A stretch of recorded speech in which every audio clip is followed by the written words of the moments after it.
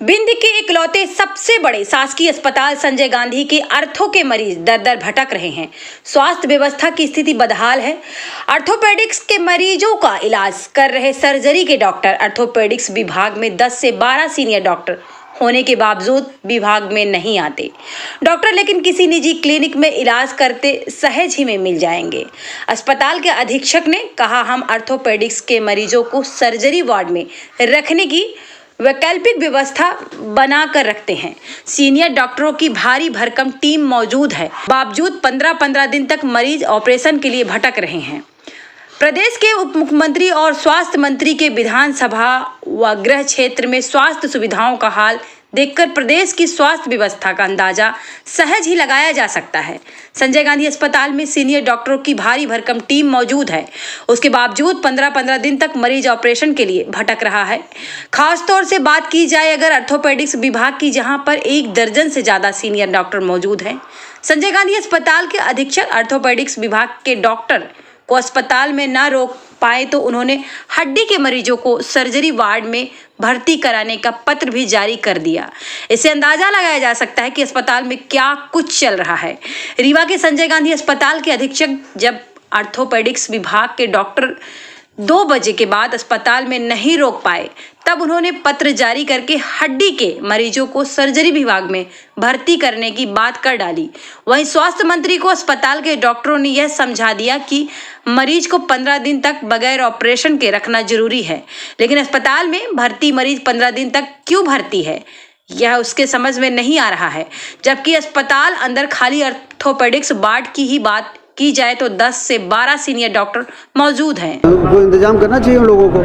अव्यवस्था है तो उसके लिए क्या एक्शन लिया जाए, क्योंकि देखा जाता है प्राइवेट हॉस्पिटल में नहीं, इसमें डीन और सुपरिटेंडेंट जो जरूरी एक्शन ले सकते हैं। 15 दिन से पेशेंट पड़े रहते हैं, ऑपरेशन नहीं हो पाता है। वो तो आज हम गए थे, देखिए 15 दिन में ऑपरेशन जल्दबाजी में करने से खतरा भी रहता है। डॉक्टर किसका ऑपरेशन कब करना है ये वो तय करते हैं, हम लोग नहीं तय करते हैं कि वो ऑपरेशन लायक वो व्यक्ति है कि नहीं है, हमको तो मालूम नहीं। तो अपन ने कहा जल्दी करो और गड़बड़ हो जाएगा, फिर कौन जिम्मेदार होगा। ऑर्थोपेडिक्स में वर्तमान में 9 कंसल्टेंट हैं एचओडी मिलाकर, और 9 कंसल्टेंट्स में हैं और एक बैच में 3 पीजी हैं, जो कि संभवतः इस साल या अगले साल तक उनकी भी संख्या बढ़ने वाली है। पीजी स्टूडेंट्स की हमने अपग्रेडेशन के लिए अप्लाई किया हुआ है ऑलरेडी, और किसी भी समय हमको मंजूरी मिल सकती है। संभवतः इसी सत्र से हमको 4-5 की वृद्धि होकर 5-6 हो जाएंगी फिर पीजी। अभी 3 है वर्तमान में और 9 कंसल्टेंट हैं। और मई जून में हमारे यहाँ अवकाश रहता है, ग्रीष्मकालीन अवकाश, तो 50% अलाउड रहता है, तो 50% लोग छुट्टी में रहते हैं। तो इस प्रकार से व्यवस्था है और हम बराबर यहाँ मरीजों का उचित उपचार और अत्याधुनिक ऑपरेशन हो रहे हैं मॉड्यूलर ओटी में। आमतौर पर देखा जाता है कि ऑर्थोपेडिक्स विभाग में लंबी वेटिंग रहती है, आखिर ऐसा क्यों?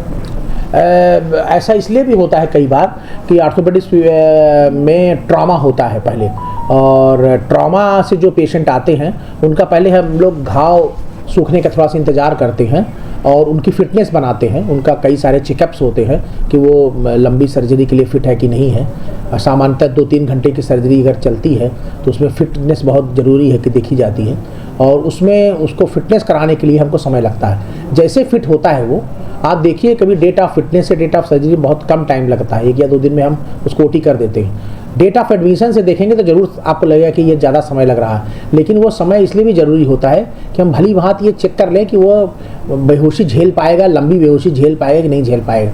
नहीं तो पता चला कि हम ऑपरेशन करने गए और ओटी टेबल में ही डेथ हो गई। तो ये ज़रूर हम लोग पहले सुनिश्चित कर लेते हैं कई बार जाँच के उपरांत कि ये बेहोशी झेल पाएगा और कितनी बेहोशी झेल पाएगा। उसमें निश्चित रूप से थोड़ा टाइम लगता है।